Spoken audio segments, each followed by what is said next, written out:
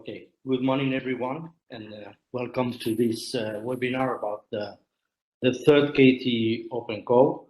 As Nikos was mentioning, we are starting the third round of calls, and this is the first one within this third round. I am going to do most of the presentation, but then I will give the floor to my colleague Linda, who will explain how to apply to this call, because there have been some changes compared to previous ones. Okay, so just to summarize what my colleague Nikos introduced, just some keywords for you to better understand what SMART4ALL is about. We are trying to build cross-border experiments, meaning that all the experiments we are funding require the intervention or the connection between different countries, and that for transferring knowledge and technology between academia and industry. And so the main technology areas are the customized low energy computing, which means that the experiments need to include solutions that allow lower consumption of energy in the solution, thanks to this solution, involves several physical systems and Internet of Things. Also, another very important thing is that we are focusing what we call the Southeast European region, which is the acronym of SEE, in SMART4ALL verticals. As Nikos was describing, we are talking about the digitized transport, the digitized environment, digitized agriculture, and the digitized anything, which basically this vertical is everything which cannot be included in the previous three ones. There are some competence fields that are described here. You will have all this information in detail in the guide for applicants that we will mention later, but this is just examples of what your solutions can be about. So again, as Nico was saying, we are talking, just to put you in context of this call, we are going to explain in detail. In SMART4ALL, we have three kinds of instruments. The first one is the knowledge transfer experiments, KTEs. That is an internship. It's a very short duration of 3 months, and it's just 8,000 euros, up to 8,000 euros. We will see that it might be less, but it involves two partners from different countries, as I said. One will be the sending partner and one the host partner. I will show you some examples later. And for that, we are going to finance 43 PAEs, so Pathfinder application experiments. And that's the kind of instrument we are going to talk in detail today, because we are in the third round of this instrument. But then we have also financing focused technology transfer experiments and cross-domain technology transfer experiments. The amounts are equal of up to 80,000 euros. We are always talking about a lump sum. I will explain later what we mean by lump sum. And the difference between these two instruments is that in the FTT, we are looking for bilateral projects, meaning two partners involved, one technology provider and one technology receiver.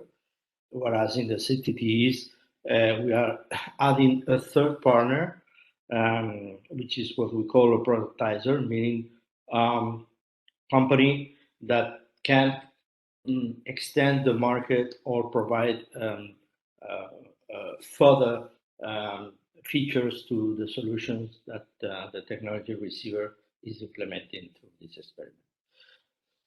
So right now we are we opened the third KTE knowledge transfer experiment call, and it will be open until the 15th of June.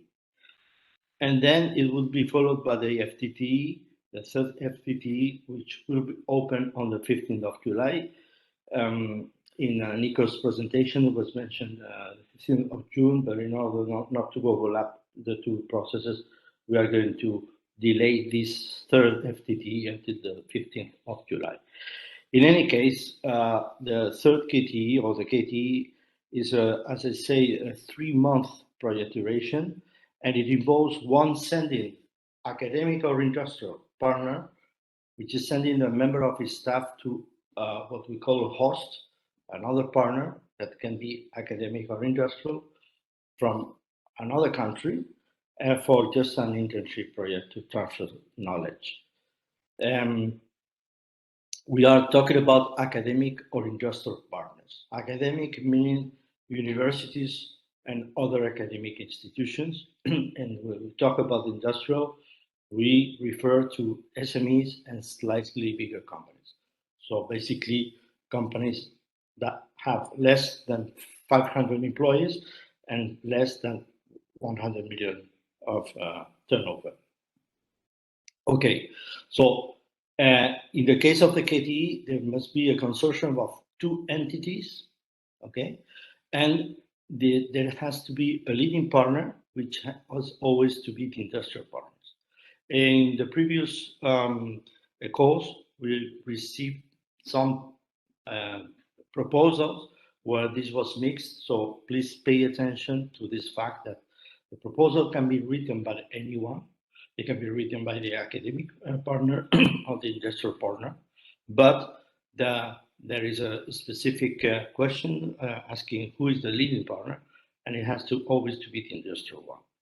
And as I say, it has to be cross-border, coming from 2 different eligible countries. I will explain which are the eligible countries.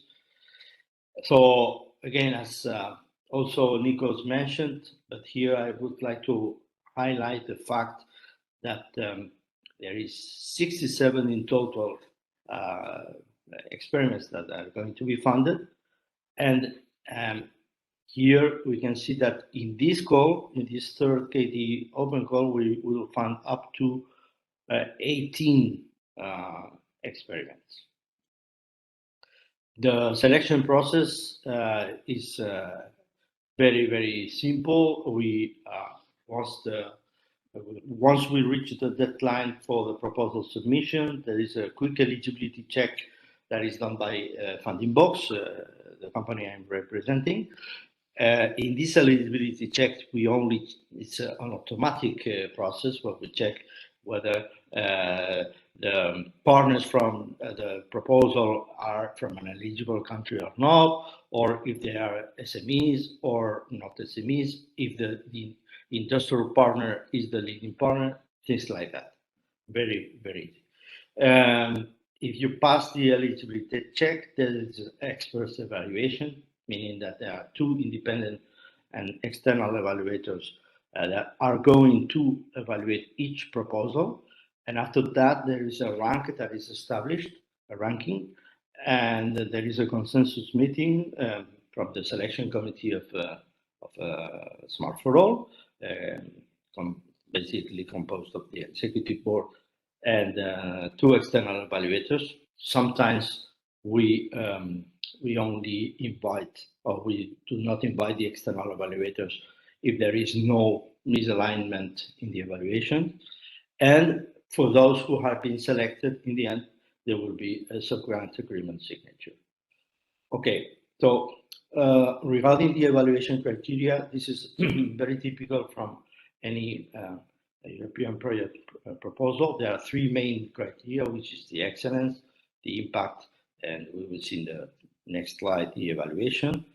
And here in the excellence, since it's a very small project and very short, we are just going to verify the quality and credibility of the innovation project, the quality and the appropriateness of the knowledge that is going to be shared among the participants, and the quality of the proposed interaction between the organizations. In the impact, we need to know, or we want to know in this case, what's the enhancement, what's the impact on the career of the staff member that is going to be sent from the sending organization to the host organization. And then some things like to better understand if there is a market behind, like the market potential and things like that. And something very important, as Nikos mentioned in his presentation, is the impact on sensitive social groups. The complete definition of what we understand by sensitive social groups is you can find it in the guide for applicants. There is a list of potential groups that can be included in that category. So what we want to measure is how the solution that is provided by the applicants can improve or support the quality of life of these groups. Regarding the implementation, of course, there is a work plan to be done, but since it's a very short internship, that's something very simple. We are not very ambitious on the work plan, but there has to be some explanation of what is the plan to be followed. The resources, basically, we are talking about 8,000 euros. We are talking about the travel expenses and the accommodation, etc., things like that. Maybe social security in the hosting organization that needs to be paid. All these, I would say, topics are detailed, explained in detail in the guide for applicants. And another thing that is important for us is the contribution to the SMART4ALL marketplace. Later in this session, you will be talked about the marketplace as a service in SMART4ALL, the marketplace that has been developed within the project, and we are requesting to every KTE or experiment that we are going to fund to contribute, to make at least one contribution to this marketplace. Okay, something very important is that we are prioritizing some countries, and actually it's again what we call the SEE region, the Southeast Europe region, because it's what the European Commission considers that it's the underrepresented geographical area in many of the projects that we are involved in. So there is a list of the SEE countries that it means that if there is a proposal where one of the partners come from one of these countries, there will be added an extra point automatically. Added to the overall score that will be established after the evaluation criteria are evaluated, like the excellence, the impact, and implementation. In the case of KTI, the impact has a 1.5 weight. And after having this overall score, we will add this extra point. In the list of these countries, you can find Greece, but after the different calls we've had, we have decided to remove Greece from the prioritization countries. And so if there are, for example, there is a proposal coming from two countries, from Greece and another country not listed in the SEE country, they will receive no extra point. Regarding the financial support, we already mentioned that it was up to 8,000 euros. We have admitted in the previous KTE calls that this amount could be lower, up to 6,000 option, when travel is not possible. If it's justified that it cannot be a travel between countries for the pandemic reasons or for whatever or other reasons, like now maybe the situation in Ukraine or something like that, we can accept this 6,000 euros as a maximum amount. what is important now, and it's different from previous calls, and probably if you have already participated in previous calls, you will find out this is something interesting, is that the financial support will pay to each partner. And in previous calls, we were paying to the leading partners. Now we are going to pay to the two partners, in this case, separately. And we are talking about the lump sum. The lump sum means that we are not going to pay against the cost justification. You need to submit an estimated budget during your proposal to evaluate whether the allocation of resources is sound or not.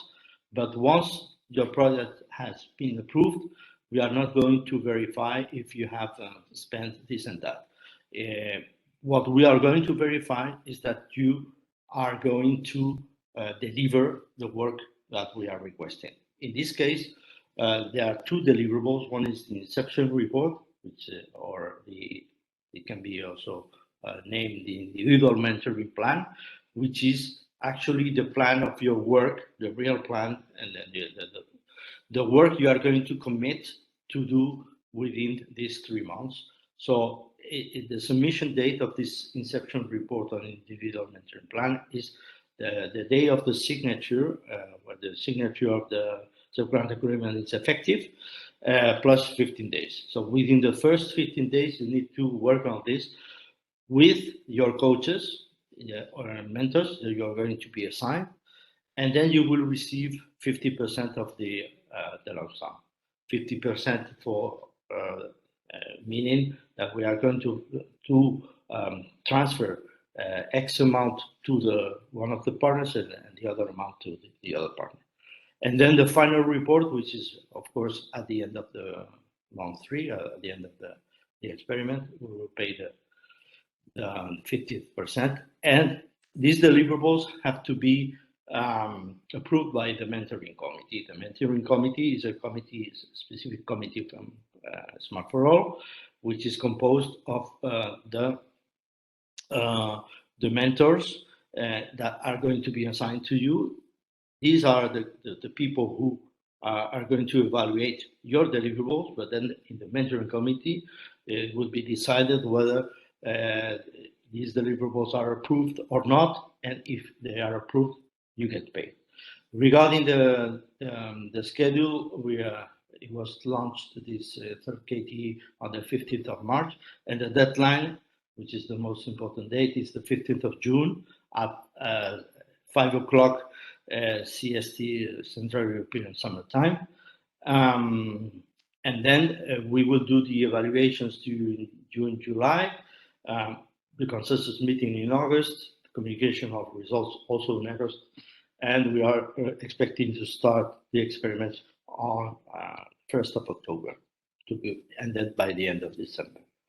Now I give the floor to my colleague Lynda, because she would like to explain you how you can apply to this goal, bearing in mind that there is a specific process that has been implemented for the first time in this call. Lynda? Okay, thanks, Antonio. So to apply, you go to the microsite as always, which is the link here in the slide. You'll see a button underneath that says apply with OnePass. Now, OnePass is this new application that we're using for the applications. If you click on that, it will redirect you to the application that we're using for proposals. Just one thing to point out is that the application has to be submitted by the lead partner, which is the industrial SME or slightly bigger company. Next slide, Antonio.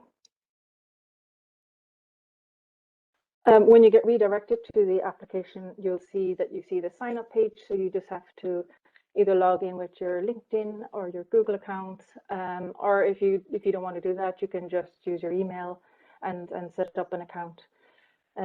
Next slide, please. Sorry, let me just point out something that I said at the beginning, is that the proposal could be elaborated by any other partners. In this case, from now on, using this passport, this OnePass button, it needs to be the industrial partner who does the application, right? Okay. Yeah, that's right. Or who submits it. Anyone can write it, but the person who creates their profile here in the OnePass has to be the industrial partner. When you sign up, you will be put through a very short wizard where we capture some information about your company. And at the end of the wizard, you will be able to find the SMART4ALL open call. So if you just click on that KTE, it'll bring you into the application. Next slide, Antonio. And this will be the application. So it looks slightly different. You can see here every time you complete a section, so that you'll see this, all of these sections, every time you complete a section, there'll be a little green tick next to it, so you can see it's completed. If you have missed something, there's a little red dot, and that's mandatory, but it'll tell you if you're missing any information. One thing to point out here that's different from the previous application we were using is that once you submit the application, you can't edit it afterwards. So just be aware of that. You'll get reminders anyway when you're going to submit that's final. Next slide. One thing that's also different in this is that you have the option to upload a budget explanation file. We have created a template for that, which you can find in the guides and documents section of the microsite. I put the link here for you. So you complete the template and you can upload it here to the application. It actually says PDF format, but it will accept any type. So you can, I think the template's in Excel form. Next slide. And just to give you some benefits of why we're creating this OnePass and what are the benefits of it. The thing is, if you create your profile in here, the information that you create about your company can be reused for future open calls. So we will be also using this for the future FTTE and CTTE. So you don't have to re-enter all the information about your company. So it's a bit like LinkedIn for funding opportunities.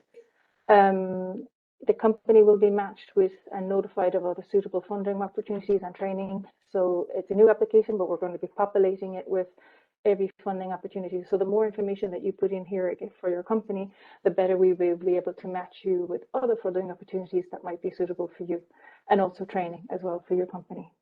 And you can upload, the profile can be updated with details of funding received. So for example, if you're successful in this particular open call or in future SMART4 ones, you can add that information to your profile. So it looks good for your company, and potentially in the future, it could attract investors. And next slide.